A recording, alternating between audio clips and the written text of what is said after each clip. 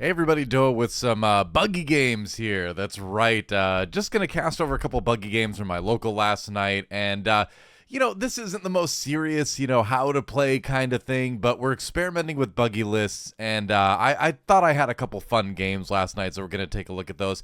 I went, I would say I went 1-3 overall, but I did play a couple extra games, and so these are a couple of the games that I did play. One of them is in the event, another one is not part of the event, but I think it's just a fun example of how the deck can work. Just some kind of fun stuff happens in the games, and I really learned a lot. And I'm not just saying that. Like a big reason for playing was also to gather data, right? What do I need to change with the list? What do I need to learn about playing the leader? Because I think it's a leader that's never going to be like top of the meta, but it is a leader that has some potential to be fun and effective at the local level, and so that's what we're doing today. As you can see, I've still got the Marguerite in the list. This is a list that I posted a video on just a couple days ago, where I kind of went over my Buggy 2.0 list. I'm already looking to change things, so we'll get into that at the end of the video. I think I'm gonna kind of talk about what my version 2.0 of that, or 2.1, I don't know, whatever your post 2.0 list is for this, because I definitely saw some things that I want to change after the games I ended up playing last night. But as you can see, I'm playing against a Nico Robin. He's got that Jewelry Bonnie out there. I've got the Marguerite for the card draw, and we'll just kind of, go from there, right? So we'll see what we got. So basically with Buggy, the idea, of course, is to find ways to fill in your turns before you get to the 5 Dawn turn where you can rest the Dawn, start playing your cross-guild stuff. This is one of those turns. Now, with Nico Robin, obviously the banish is a big problem. The late game stuff that Nico can play in yellow is a problem, as far as removing things, gaining life back again, and all that. So I feel like I kind of want to pressure early here. So yeah, just 5 to face, because I'm going to use all the Dawn anyway, tossing a Mr. 3 to play the Mihawk here. I don't have the Crocodile, I don't have the new Buggy, unfortunately, so I can't go wide super early, but the Mihawk is always a nice thing to throw down. It's just a tough thing for them to get over. You can protect it really easily, and then it can be a big swing later. And I've got that blocker too, which I'm pretty sure I just forget about. It's like, when you're playing a new list like this, a lot of times you'll just forget the cards that you're playing on the board and all that. At least I do anyway, because I'm thinking so hard about okay, what should my line of play be? And then they'll be like, oh, I'm going for 5 and I've got a blocker. And I'm like, yeah, I'll just take it, whatever. But he's just going to Gadatsu the Marguerite instead. So it doesn't even matter. I don't even have to make that decision. I will say with Buggy, you nearly always want to go first. I know a lot of good decks have a good even Dawn curve, right? But just being able to use your Buggy ability as fast as possible, which is an odd curve thing. It's a 5 Dawn ability.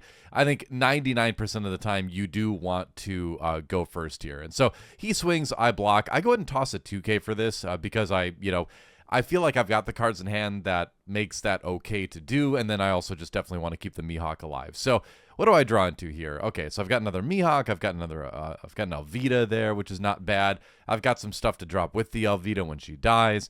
I've got 7 Dawn to work with here. And what do? I might just go 7 and then Buggy ability, maybe here.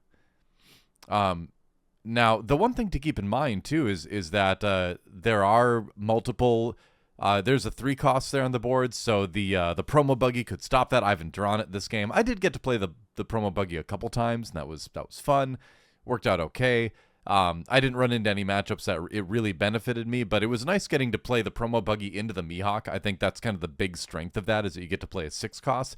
And I did find the Crocodile off of the Mr. 3. So I like playing the Mr. 3 for that exact reason. That's exactly what I was thinking when I played it, was that, okay, I don't have a great turn, but if I hit the Crocodile, suddenly my turn is pretty good because I can go wide, right? So probably just a 6K swing here with Buggy and then do the Buggy ability. Yeah, we'll go ahead and just swing 6 because we've got an extra Dawn. Why not? And then we're going to go ahead and rest 5 and play that Crocodile. And I believe I play the Das Bones with it, or maybe the Alvida. I'd probably play the Alvida with it because it's only a 1K difference, and just her ability to bring something else out on KO is really nice.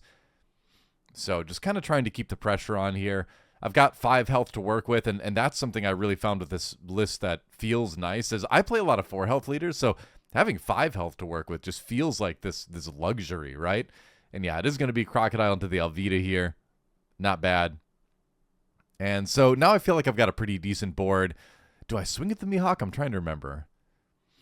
I've got 5 health, so I maybe swing with the Mihawk. He's got some ways to swing back on it. But now that I'm getting a bit of a board established, I feel confident. And again, like, I'm really afraid of yellow's late game. I will say this player, too, this is the player that plays a lot of Boa, plays some Zoro. I feel like I always have really good games against him because he's always playing fun decks and just silly things end up happening. He takes that life with the swing from the Mihawk, so I'm feeling like I'm in pretty good shape already here, considering I haven't taken anything back yet. And I don't have any buggies in my hand either, so I'm not trying to like ramp up to the 5 cost or more on the board so my buggy will stick. I'm talking about the 10 cost buggy here, of course, right? Only 2 cards in hand, so my card draw is a little bit low. That's one area of this deck that definitely needs some work, is I need to include more things that are card draw but also bodies or also a side benefit. Like, the peel-off just isn't doing it for me. And he goes in Yamato's and takes out the Mihawk. Had enough life left to do that when you combine both of ours there. But yeah, I'm going down to 2 peel-off, I think, in the next one, because it's great to get a trigger from. But you know, and no trigger there because that is the banish from the Nico Robin leader ability. But like just hard casting a peel-off feels so bad. And like, sure, you can toss it to the buggy ability, but I'd kind of rather draw other stuff. So my newest list that I will be building next is going down to 2 peel-offs here. I don't feel like I drew it that much either. I never hit it out of life. At least not when I was able to. Oh, no, I take it back. I hit it one time. I hit it one time out of life last night. So that always does feel good. All right, so I lose the Mihawk.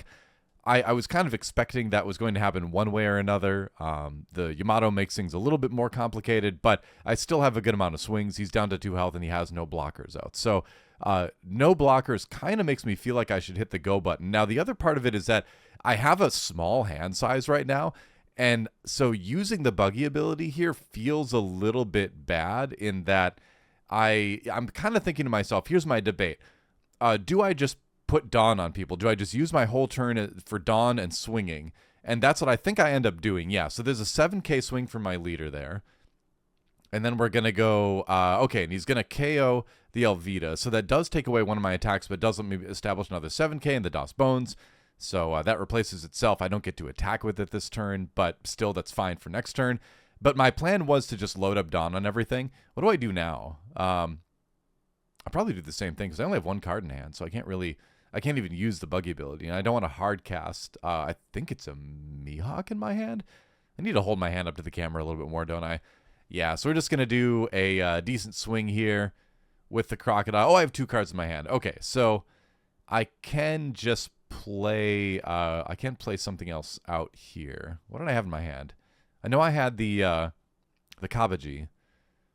That's a nice 2k though to protect your 7k attackers. Let's see. That's what I am kind of finding out is that a lot of people will commit just like 7k or 8k to try to take out your 7k swingers. Oh yeah, that's right. And I go ahead, and so it was 2-2 and then what, another 5? So that's another 7k swing for from the Mr. 3 actually, because I was able to put 5 Dawn on him. Okay, yeah.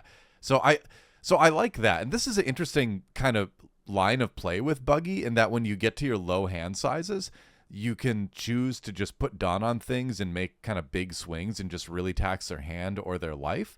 And I felt like we're getting into the point of the game where the yellow side of the board is going to be building. We're going to be getting bigger stuff out there that is scary. So I need to put the pressure on now. I've got him down to 0 life. I'm crossing my fingers that there's not going to be a ton of healing here. I do lose a Crocodile, which again is expected, but the nice thing is that I do have this DOS Bones out that is fairly safe, you know, barring like a Katakuri Yamato. I mean, I say fairly safe, but honestly, yellow has a lot of ways to deal with that. So I don't feel safe. I don't feel safe at all here, but I do feel happy that it is not a card that he can just attack on board, that he can, that he has to do something from hand to deal with it, you know? What does he do this turn here? Obviously, this is a great example of how the buggy deck can also put on pressure really fast, because when you get a lot of 7k plus swings coming in, that is a lot of situations where either you have to lose a lot of cards out of your hands, you have to have a blocker out to handle it, or you just lose a lot of life. So Nico Robin going in, again, this is with Banish, so I don't get it. Buggy goes right to the trash, but I didn't have a board where Buggy was going to stick anyway. Another thing with this list is I kind of want to go down to one gravity blade and stick like one gravity blade, one red rock in my my list here, because Buggy, I'm finding, is just really nice removal, right? Where if you play him before you have your full board of 5 costs, he's going to bottom deck himself. But, you're honestly like paying 5 to bottom deck anything, and then the thing you use to do the bottom decking goes back into your deck. So if the game goes really long, you're going to see it again anyway, which is unlikely that the game will go that long, but at least it is there, So he really ends up being just like a really, really good blue event, just like a super red rock almost. So it's, so I've started kind of thinking of it as that, where it's like, sure, if I see a line where I can, and the Katakuri puts the Das Bones in life. I was wondering if he was going to put one of his own things in life. I would have maybe leaned towards that. But then again, I had 2 big attacks coming his way anyway. So I'm like, what in the world does he have in his hand? He has no blockers. He has no life. Like, I have to just swing 15 here, right? So I go for it. I'm like, all right, well, if you got it, you got it. And there's the first Gum Gum Giant. And I'm like, okay, I hate it. And the card draw comes in. He draws 2. And I'm like, well, you have to. There's a second Gum Gum Giant. And I'm like, okay, all right, second Gum Gum Giant. That's pretty annoying to have. That's a third Gum Gum Giant. And I'm just kind of, I'm like pointing. I'm like, what? Because this is the same guy that one time pulled a win out of nowhere by top decking a couple law blockers and playing 3 1-cost law blockers in front of me when I had the game won. So I don't know.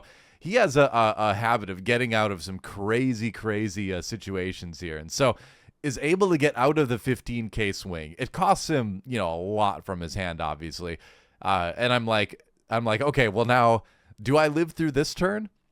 And I think I do. And here's where I'm pretty happy that I didn't actually play any stuff out that previous turn, right? Or 2 turns ago, where I just decided to load Don up on what I had and swing and try to make some big attacks. Because now I actually have some cards in hand to block a couple attacks. He has a lot of attackers out there, but I feel pretty confident, obviously, that I can survive 1 hit, 2 hits, and then, be okay. Now, the Bonnie does let him draw, of course, with the attack, but he's going to get that attack in no matter what. He's got so many attacks, I'm not going to block all of them, obviously, so that Bonnie is going to do her thing at some point in the turn. So yeah, obviously that just gets trashed. I'm okay with the Das Bones getting trashed because maybe I can get a trigger later off of something. He does get to draw off the Bonnie, I believe, with that. So he does build up the hand a bit more because I'm like, okay, if I live through the turn, another 15K swing, and that should end it. So now the trick is living through the turn here, which, again, I'm kind of confident, but I've lost crazy games against this guy before. Like I said, we always have like the most fun, like craziest, most entertaining games. So, and this one was no exception. The triple Gum Gum Giant turn was not something I was expecting or ever hoping to see, but I did. And now can I live long enough to do my second 15K leader swing here? Is he going to play a blocker that totally stuffs me too, Plays the Robin to trash the top card of my life. So there's a life just kind of gone. And that's trash too. Yeah, don't get the peel off trigger off of that one. Obviously, because that is trashed. So 2 life left. And he has a number of attacks here, right? He's got a Katakuri. He's got the Bonnie. The Bonnie's going to be the smallest one, coming in at 5K, I believe this is, because she's a 4K, starting things off.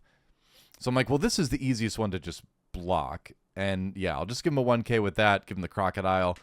The time for establishing the board is long over. It's live or die, right? And then we're going to 2K to block the Gadatsu. So I got some pretty clean blocking here. And, there's a peel-off trigger. Okay, so never mind. I did get a peel-off trigger this game, too. I forgot about that, which is really, really nice, actually. So take that life, too.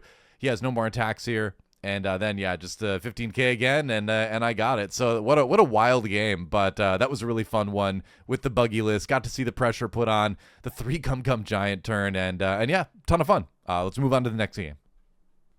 All right, welcome back. We're here with game number 2 here, playing against the Nami this time around. And I always get really afraid playing against Namis, honestly, because it's just like going into the unknown. Like, I know what Nami does. I know what the events do, but for some reason, I've always had a very difficult time kind of wrapping my head around how to approach the Nami matchup. So with Buggy, at least it does get a little bit simpler, and we'll go into that. But I'm kind of taking some theories into this that I'm gonna try, and I'm like, man, I don't know. Like, I'm not the greatest player into Nami just in general. So we'll see what happens. We'll do our best, right?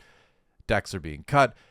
This guy's also a Nami main. He's been playing Nami for a long time, and is generally pretty good. I've played him and I've lost to him before. I don't think. Maybe I've beat him once in the past. I can't remember. I think I maybe beat him once at a different one, but not often.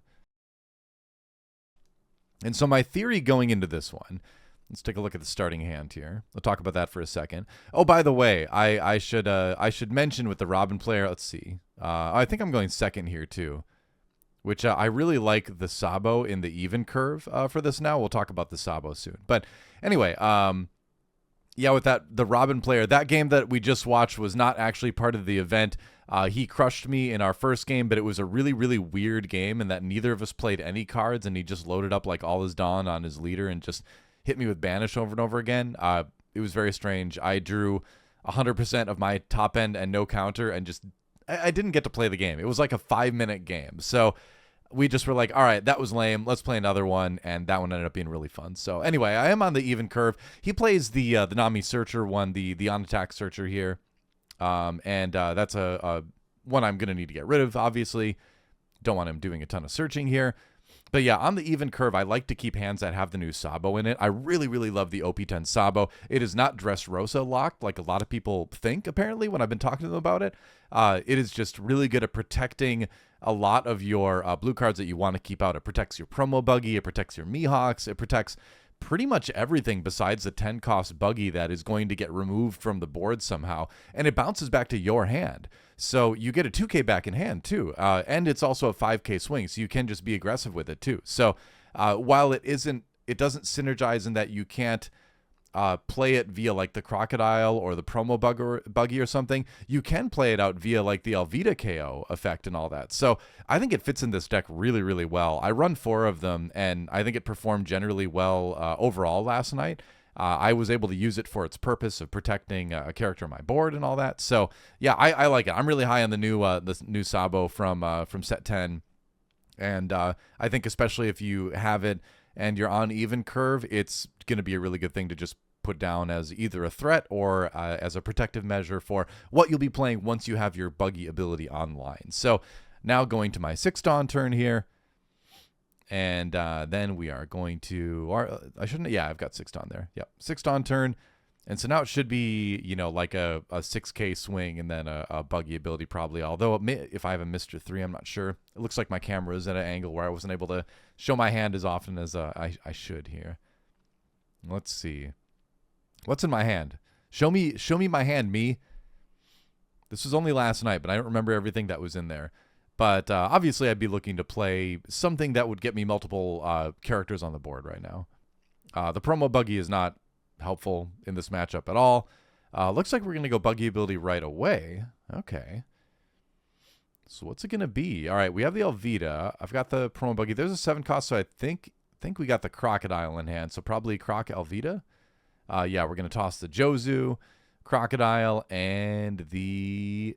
Oh, Das Bones. Okay, yeah. Because the Alvida is not going to get KO'd very often, so I might as well play the bigger body. Oh, I don't have the Alvida in hand anyway. I mistook the Mochi for the Alvida. All right. Let's see what else do I have. I've got the Kabaji, I've got the Mihawk, and I've got one of the 10-cost Buggies.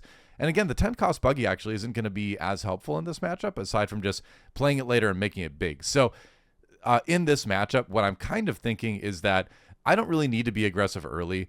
They want me to attack into them with a lot of smaller attacks, so you can get out of them with the counter and also mill, also draw. So I'm thinking, all right, rather than I'm going to go wide, but rather than attacking with everything every turn, my goal is going to be presenting 1, maybe 2 big attacks that are either going to take a life for sure or cost them a large amount of cards out of their hands. So yeah, there's a 10K swing with Das Bones. He's just going to take that life. I'm like, great, 1 down, 5 to go, right? 4, and then that final swing. Okay. And looks like maybe there was a trigger there I didn't see. But yeah, either way, we're going to now, what are we going to play here? Yeah, resting, and there's the Mihawk. Yep, so draw 2, trash 1. So again, Mihawk's really good for refilling the hand. I think we could probably toss the Mr. 3 there. Yep, that's right. And that's where I just leave it. Obviously, I've got some other swings I could do, but again, the 5Ks are just going to get countered out of. He's got a bunch of Dawn up, and he's just going to do the Nami thing, right? Where he's just going to mill, he's just going to draw. I don't want to give him that. Now, I will say, in retrospect, I feel like I could have swung with the 7Ks each turn, because 7K is at least going to get a couple cards out of the hand. And I'm used to playing aggro decks that have a lot of like 5K, 6K swings. And so that's very different, I'm finding, than a bunch of 7K swings into Nami. So all throughout this game, looking back on it, I think I probably could have swung more with my 7K bodies. But again, my priority was saying, all right, I'm going to send at least 9K at you every single attack until it's time to try to end the game.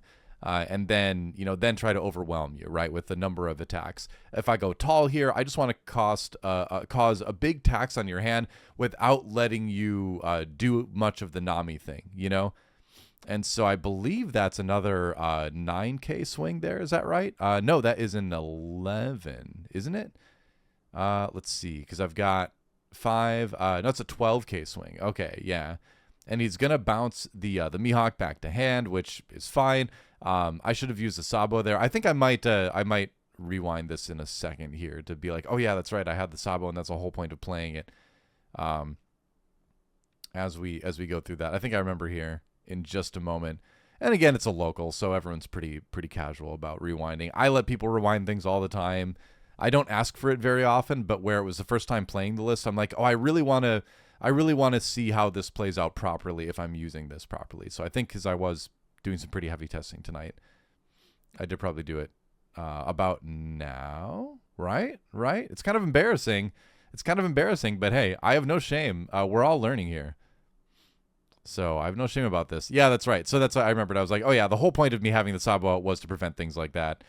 And he's cool with it just because, like I said, I mean, at this local especially, it's a great group, and like I let people rewind all the time. They let me rewind if I'm doing something. And like I said, I wouldn't ask for it, except I really was trying to test this list and be like, okay, if every turn is played optimally, how will this perform? And so I did ask for that rewind there, because obviously I would have bounced the Sabo instead of lost the Mihawk there. So he graciously allows me to do that. So I've still got the Mihawk on the board. And now I go ahead and play the promo buggy, and that lets me play another Mihawk, right? That's the only reason I think I would play that, is if I had another Mihawk to play here. Yeah. Because this lets you play a 6 or less cross guild. So there it is. Yeah, there's a Mihawk. Again, more hand draw, getting another 7K body on the board. Definitely the way to go. I've got another Mihawk in the hand. Looks like I've got another promo buggy there. And let's see. And yeah, I just trash. I didn't see which one I trashed. My camera angle wasn't as great, but it looks like I think I trashed the other promo buggy. No, I didn't. Okay. Did I? I'm like, oh yeah, I did trash the other promo buggy because it's not super useful in this matchup. I'm like ducking on my webcam. I'm like, can I see it better? That's not going to help.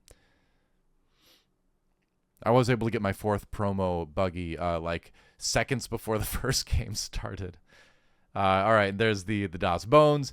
He gets to bring the event back to hand. What is it? Overheat, I think it is, that bounces. Yeah, I think that's the name of the event. I'm not 100% on every single event that Nami is playing right now. He does have that Boa Hancock blocker though out there, which is kind of annoying. But yeah, I've got the big board now.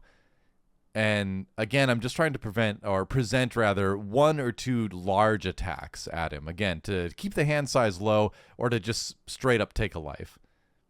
He's going to attach the Dawn to Boa and then pass the turn. All right. And what'll it be? Let's see. I've got the Jozu, so I do have a way to bounce the Boa. I also have the Buggy, which is a way to bottom deck the Boa, and I think that's probably what I'm going to do. Normally, you don't use your Buggy ability first. You want to go through and use your attacks, but if you're wanting to get rid of a blocker, then that's a situation where you do kind of have to do it, right? So yeah, I think I put the 10 cost Buggy now down and probably replace the promo Buggy because, again, I don't have a lot to worry about. Yeah, sure, Boa could attack me, and the promo Buggy is stopping that right now, but I'll just bottom deck it, and then it doesn't really matter if the promo's out there or not. Yeah, so I'll bottom deck the Boa. And then because I have the full board of 5 costs, the buggy does stick. So that is nice. And like I said, Nami doesn't have a great way to remove a lot of this bigger stuff. And so I really think going into it now that you just establish this big board, do 1 or 2 large attacks each turn, and then then once you whittle them down and they still have a large deck size, then you can go in for the multiple attacks here. But that said, I do wonder how it would go doing all my 7K swings, because I do think 7K is enough to maybe tax that Nami to the point where it doesn't let Nami do the Nami thing as well. And yeah, he's going to overheat bounce the buggy back to my hand, which is fine because I can always just play that again later. And or no, that's not overheat. That's a different one. I can't remember the name. Either way, it does that thing. Overheat's a different one, I think. Like I said, I'm not a Nami event expert. Either way, the buggies bounce back in my hand. I'm fine with that. That still lets me do all my swings here. Big swing with Crocodile. I think this was another just like 12K swing, just to try to either use a ton of cards out of his hand or just take a life. Because you notice his hand size, he's got 6 in hand. So it's getting down there. It's kind of small. It's kind of small for a Nami, right? And he's gonna have to use some more here on his turn. Yeah, bring that back again. Of course, just gonna keep bouncing my stuff, but that's fine because I'm gonna be able to play out more each turn. And right now I am encouraged by the size of his deck. So he hasn't been able to get through too much of it yet. And again, I do wonder if maybe I could have gone quicker with the 7Ks. But we'll see. We'll see. Like I said, I'm very much, I don't feel good playing in Nami just in general, no matter what deck I'm piloting, and I've never played this deck in Nami, so it was very experimental, this particular game. We'll see how it works out, though. Still sitting on 10 Dawn. Obviously, this one's going to be a little bit longer, grindier one compared to the last one here. So what's the play going to be? I think now at this point where I have this much on the board, I can start to maybe present more attacks. I think this is the turn where I start to think, all right, do I maybe just go like 9K, 9K, and then play something, or 9K, 10K, and then have 5 Dawn left for the buggy ability? What do I do here? I don't think that's bad. I could also just commit all my Dawn on attacks too. That's starting to be something that I'm thinking more about with Buggy over time, is that there are turns where you just don't want to play anything, and you just say, hey, I have 3 or 4 7K bodies on the board. Let's just load all the Dawn up and just try to take a ton of cards out of their hand or try to take a couple life, So there's a 9K swing. So here's where I am going maybe a little bit wider, but again, my minimum for this game, I set for myself. I just committed to the idea that I was going to swing minimum 9K anytime I swung in this game. Until the end where there were no cards in hand and I could just swing 7Ks and be like, whatever, And so again, doing the Nami thing, putting the cards together to block that kind of stuff, but that's okay. I just want to see cards go out of his hand. Down to 5, I believe it is, in hand right now. 4, maybe. Looks like, let's see, 2, yeah, 5. 5 in hand, and so this is going to be probably another 9K swing? Or is it going to be 10 and a buggy ability?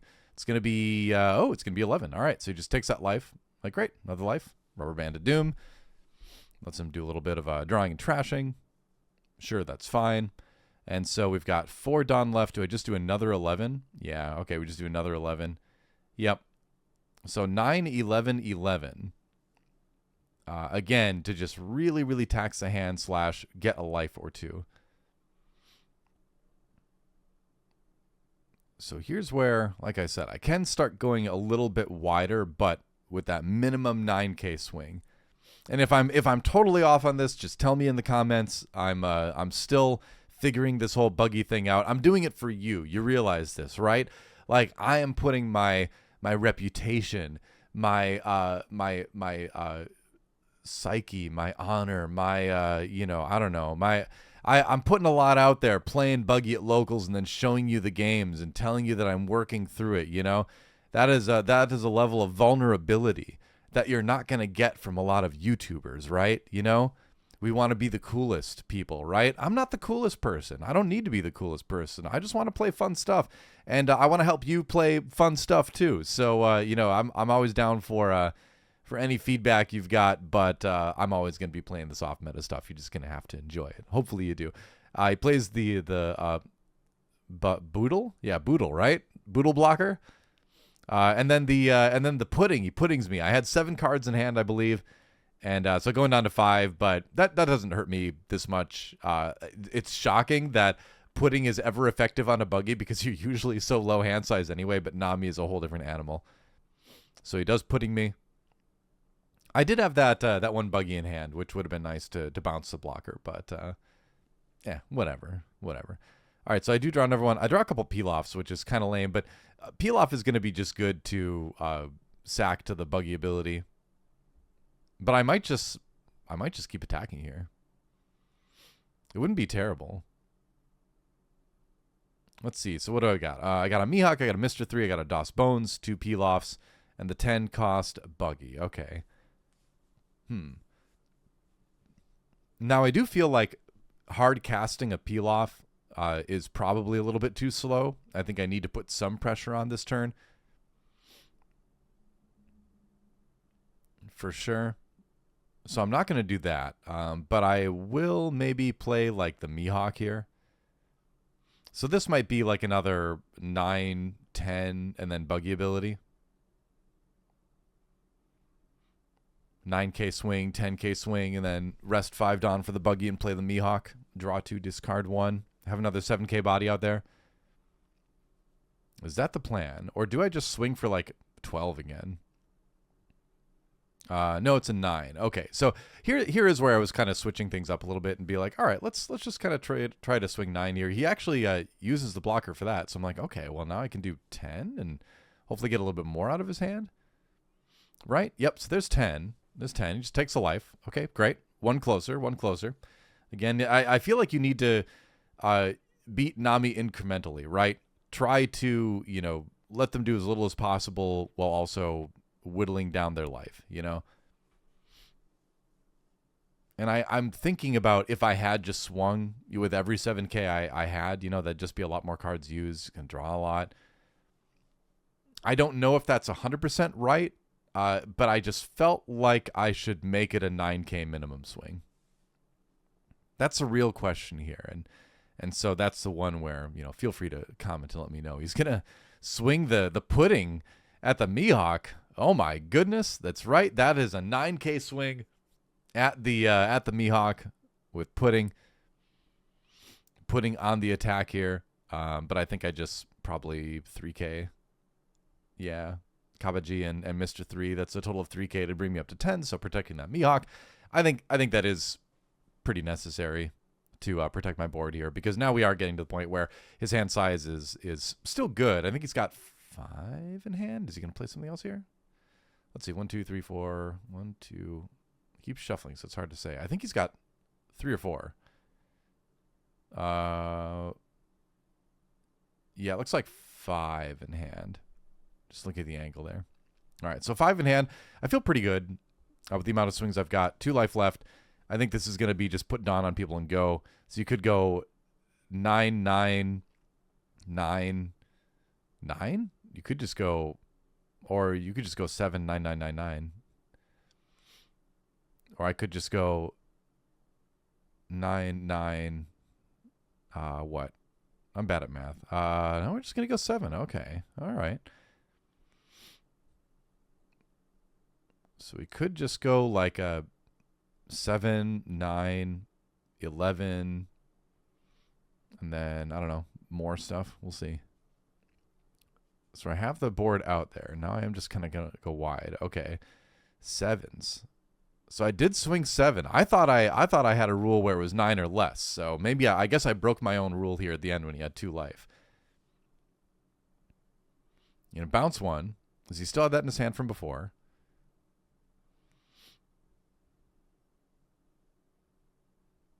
Okay, so I have 8 Dawn remaining here. And he's got 2 Dawn up, I think it is. Yeah, 2 Dawn up, because you put a bunch of Dawn on putting for the swing, and I think that might have been a little bit of an error there, because that's obviously a lot less Dawn to use on abilities here, and so that's why I do... Oh, yeah, that's right. That's why I do go wider this turn. I'm remembering now, because I'm like, okay, well, he's got lot less Dawn to work with than usual, so now let's go wide and really see what we can do. And we're going to Buggy, and then Crocodile, DOS Bones. Yeah, so we're just going to fill the board with 7Ks, get him down to 1 life. And am I going to swing at the Buggy? He has 2 Dawn up. I'm going to swing at the Pudding. Okay, yeah. Why not? Maybe this wasn't necessary. But I'm like, hey, if you can, sure, we'll just get that out of the way. You know, I probably shouldn't have swung at the Pudding. I probably should have left that open so that he could commit a bunch of Dawn to it and swing again, because that would have been good for me. So I probably shouldn't have swung at the Pudding there, in retrospect. Yep. Okay, gets another one back. And pass the turn. Okay, so all 10 Dawn up. 10 Dawn up on his side. 1 life remaining. I've got 5 7K bodies on the board, so I should be able to end here, right? I should be able to end here. But this is always a point in the game where I get very nervous, where I'm just like, okay, how in the world do I put all this together? Do I just go 2 massive attacks? And I can just go 2 large attacks and then just swing with a bunch of 7s. Or I can swing with a bunch of 7s and then go big attacks. He's got a ton of stuff left. I feel like I'm in a pretty good spot. I know he's going to be able to bounce at least one thing. There goes the Mihawk, but I still have more 7Ks left. You know, maybe it would have been good to do 2 big attacks, and then if he was still alive, then I had a couple 7s left. But I think I go, like, again, like a couple 9s first. I probably fumbled this turn a little bit. I feel like I always do. What did I swing here? Another 9? Okay.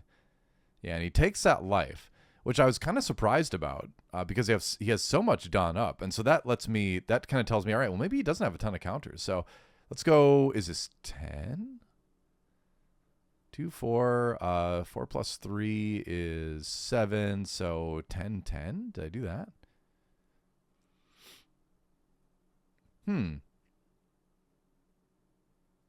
Or did I just put everything else on it? Yeah, so might have been just... I can't tell if that's a big stack or not. I think it might be. So, and then I put just... Yeah, 13. Okay, yeah, I think that's just a 13K swing there. So I'm like, okay, he gets out of it, and then I still have a 7 and a 5 left. Otherwise, it just ends it, you know. We'll see here. Yeah, that's just a 13K swing. Just 6 Dawn on DOS Bones there. Mr. 1. And like I said, I'm all about feedback for the Nami games. I feel like I'm so bad playing this matchup, but that is oh, did I not swing with that? Wait, what? What happened there? Did I just stop there? Did he have like cards in hand and Dawn up? Why did I not swing 7-5 there? I think it's because he could swinging 7-5 there probably would have ended the game, but it might not have. And either way, I can just go 17 here and just end it for sure. Yeah. Okay. So I probably could have ended the game last turn, unless I missed something. But I think I said to myself, you know what? Well, I can definitely end it the next turn, and he's not going to be able to Kaya his way out of this one. So I think he's seeing just how deep he can get in his deck right now. But yeah, I've got this one. Didn't have a big enough hand size. So, I don't know, like I said, if this was the exact right approach with this, but it certainly did work. And I do feel like if I was able to sort of like stumble my way into a win with this one, it seems like Buggy has a pretty good matchup into Nami, right? So there it is. Yeah, there's another one. Buggy takes down Nami, but, still a lot to learn. I want to make some changes to the list, and we're going to go over those right now. Here is the new version of the list that I wanted to take a look at quick before we end the video. I did talk to another Buggy player there. There was actually someone else playing Buggy there, and so he and I were discussing a little bit. But this list it also, more or less, it mostly incorporates things I was thinking about but didn't want to try in the first time out. So now this time around, I'm going to try a lot of those things. The number one thing that I was thinking about trying, and I was like, let's see if we can get by without, is the 5-cost Mr. 1.